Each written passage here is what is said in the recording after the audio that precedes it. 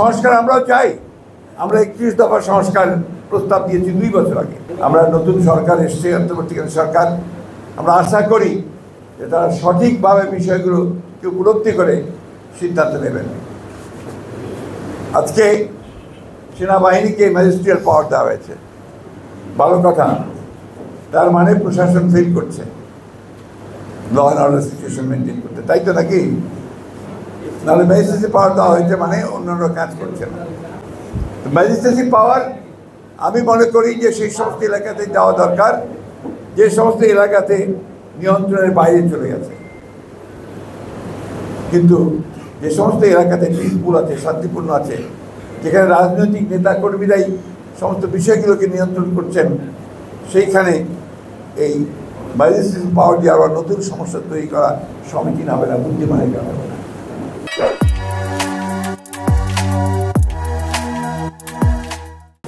আমি তাই অন্তর্বর্তীকালীন সরকারকে অনুরোধ করব তারা বিষয়টি পুনর্বিবেচনা করবেন এবং কখনোই এমন কোনো ব্যবস্থা নেবেন না যেটা সামগ্রিকভাবে তাদের জন্য বুমেরাং হবে, দেশের মানুষের জন্য একটা বুমেরাং হয়ে যাবে। আমি কথাটা খুব স্পষ্ট করে বলছি, কারণ এটা আমার দায়িত্ব বলা। বন্ধুগণ, আমরা 16 বছর 17 বছর ধরে আমরা ত্যাগ স্বীকার করছি, মার খাচ্ছি, জেলে যাচ্ছি, জুলুম করছি, শুধুমাত্র এই ফ্যাসিবাদী হাসিনা সরকারকে সরিয়ে জনগণের সরকার প্রতিষ্ঠার জন্য। আমরা সবাই অত্যন্ত আশাবাদী হয়ে উঠেছি যে নতুন অন্তর্বর্তীকালীন সরকার তারা জঞ্জালকে দূর করে তারা দেশে এমন একটা পরিবেশ সৃষ্টি করবেন যে পরিবেশে সুস্থ উপায়ে সকলের অংশগ্রহণের মধ্য দিয়ে একটা গ্রহণযোগ্য নির্বাচন হবে। সেই নির্বাচনের মধ্য দিয়ে জনগণের একটা পার্লামেন্ট তৈরি হবে। সংস্কার আমরাও চাই। আমরা 31 দফা সংস্কার প্রস্তাব দিয়েছি 2 বছর আগে। আমরা বারবার বলেছি যে বিষয়গুলোকে ভালোভাবে দেখা উচিত হবে, কিন্তু এটা তো আমরা সরকারে না গেলে আমরা ম্যান্ডেট দিয়ে করতে পারবো না।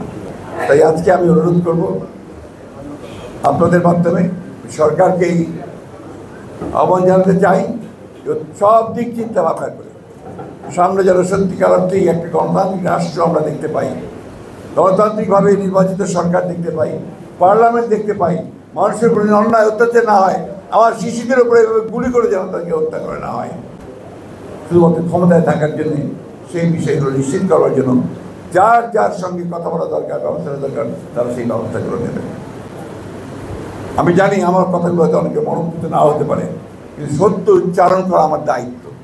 সেইভাবেই আজকে আমি উচ্চারণ করছি, বলছি যে আপনারা সেই কাজগুলো করেন যে কাজগুলো যে একটা সত্যিকার অর্থে একটা সুন্দর ভবিষ্যৎ, একটা সংঘাতহীন ভবিষ্যৎ, সন্ত্রাসমুক্ত ভবিষ্যৎ এবং মানুষের অধিকারযুক্ত ভবিষ্যৎ আমরা ফিরে পেতে পারি। এবং আমরা বিশ্বাস করি রাজনৈতিক অবস্থায় ফিরে আসা, রাজনীতিবিদদেরকে রাজনীতি কাজ করতে দেওয়া এটাই আমি সেই একমাত্র সমস্যার সমাধান। আমি সব শেষে আজকে যারা এখানে উপস্থিত হয়েছেন সংখ্যা তারা খুবই কম, অনেক বেশি তারা আহত নিহত হয়েছেন আমাদের 4 জন।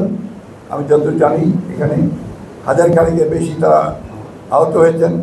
সকলকে সবভাবে সহযোগিতা করবার সামর্থ্য আমাদের নেই, যেটুকু সামর্থ্য আছে সেই সামর্থ্য দিয়ে আমরা আজকে আমাদের কিছু ছেলেদের গুরুতর আহত যারা, পঙ্গু যারা, তাদের পাশে দাঁড়াবার চেষ্টা করছি।